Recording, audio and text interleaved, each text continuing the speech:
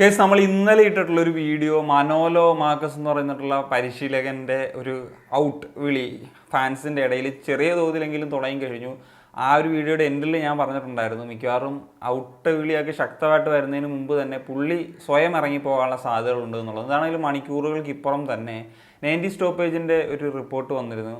അവർ confirm ചെയ്യുന്നു ഈ ഒരു ഹോങ്കോങ് മത്സരത്തിന് ശേഷം മനോല ഇന്ത്യൻ നാഷണൽ ടീമിൻ്റെ കോച്ച് എന്ന നിലയിൽ നിന്ന് ആ ഒരു പൊസിഷനിൽ നിന്ന് ലീവ് ആകും എന്നുള്ളത്. എന്നിട്ട് അദ്ദേഹം FC ഗോവയുടെ പരിശീലനം എന്ന നിലയിൽ തുടരും എന്നുള്ള ഒരു കാര്യങ്ങളിലേക്കൊക്കെയാണ് പോകുന്നത്. എന്താണെങ്കിലും മുമ്പ് തന്നെ ഈ ഒരു വാർത്ത പുറത്തേക്ക് വന്നതാണ്. എന്താണെങ്കിലും ഇപ്പോൾ 90 സ്റ്റോപ്പേജ് കൺഫേം ചെയ്യുന്നു. ഇനി എന്താണെങ്കിലും ഒഫീഷ്യൽ ആയിട്ട് ഈ ഒരു മത്സരത്തിന് ശേഷം കാര്യങ്ങൾ വരാനുള്ള സാധ്യത കൂടുതലാണ്. എന്താണെങ്കിലും ഇതോടുകൂടി 2027 ഏഷ്യ കപ്പിൻ്റെ ഒരു ക്യാമ്പയിൻ അവസാനിക്കുന്നു എന്നൊക്കെ തന്നെ വേണമെങ്കിൽ പറയാം ഏറെക്കുറെ.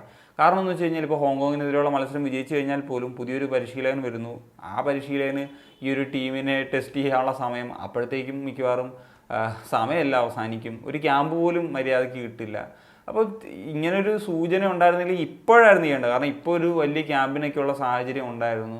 എന്തിനാണ് ഇങ്ങനത്തെ ഒരു 2 മത്സരവും കൂടി ഇങ്ങനത്തെ ഒരു സൂചന ഉള്ള നിലയിൽ മുന്നോട്ട് കൊണ്ടുപോയത്? അത് ഫെഡറേഷൻ്റെ ഭാഗത്തു നിന്ന് വന്നിട്ടുള്ളൊരു തെറ്റാണ്. ഫെഡറേഷൻ്റെ ഭാഗത്തു നിന്ന് അൺഹാപ്പി ആയിട്ടുള്ള ചില കാര്യങ്ങളൊക്കെ ഉള്ളതുകൊണ്ടാണ് മനോലോ ലീവ് ചെയ്യുന്നത് എന്നുള്ളതാണ് പറയുന്നത്.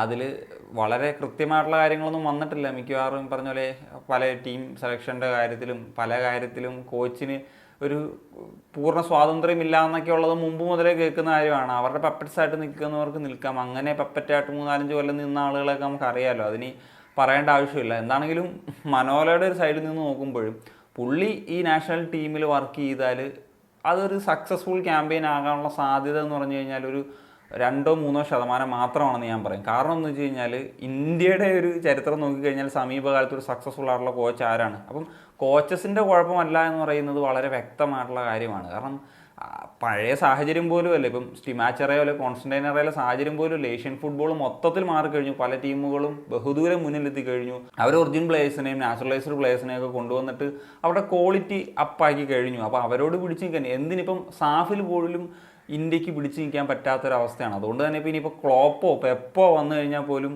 ഈ ഒരു ടീം വെച്ചിട്ടാണെങ്കിൽ യാതൊരു വിധത്തിലുള്ളൊരു രക്ഷയും ഇല്ല എന്നുള്ളതാണ്. അപ്പം മനോലോ അത് മനസ്സിലാക്കിയിട്ടുണ്ടാകും എന്നുള്ളതാണ്. കാരണം ഇപ്പോൾ ഗോവയിലേക്ക് പോയി കഴിഞ്ഞാൽ അവിടെ വിദേശ താരങ്ങൾ അവൈലബിൾ ആണ്. ഈ പറഞ്ഞ പോലെ ISLലെ പോലത്തെ ലോ ഇൻറ്റൻസിറ്റി ലീഗ് കളിച്ചാൽ മതി. കംഫർട്ടബിൾ ആണ്. അദ്ദേഹത്തിന് അതനുസരിച്ച് ഫീഡ് ചെയ്യപ്പെട്ട് കഴിഞ്ഞാൽ അദ്ദേഹത്തിന് വർക്ക് ചെയ്യാൻ പറ്റും. അതല്ല ഇനിയിപ്പോൾ ACL 2 അദ്ദേഹത്തിന് പാർട്ടിസിപ്പേറ്റ് ചെയ്യാൻ പറ്റും. അങ്ങനത്തെ ഒരു സാഹചര്യം വന്നു കഴിഞ്ഞാൽ അദ്ദേഹത്തിൻ്റെ കരിയറിന് ഗ്രോത്തിനൊക്കെ നല്ലതാണ്.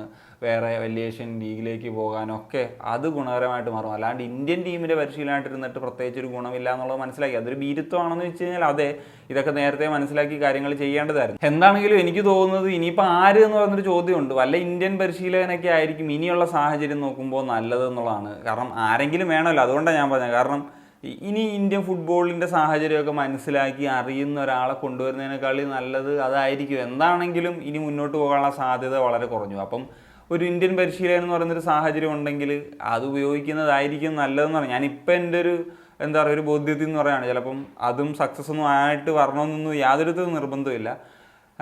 പറഞ്ഞല്ലോ, ദാറ്റ്സ് ഇറ്റ്. അപ്പം ഇത്രയൊക്കെയാണ് പറയാനുള്ളത്. അപ്പം നിങ്ങളുടെ ഒപ്പീനിയൻസ് എന്താണ് ഈ വിഷയത്തിൽ? തീർച്ചയായിട്ടും കമ്പോസ് ചെയ്യാൻ വേണ്ടി സൈനിങ് ഓഫ്.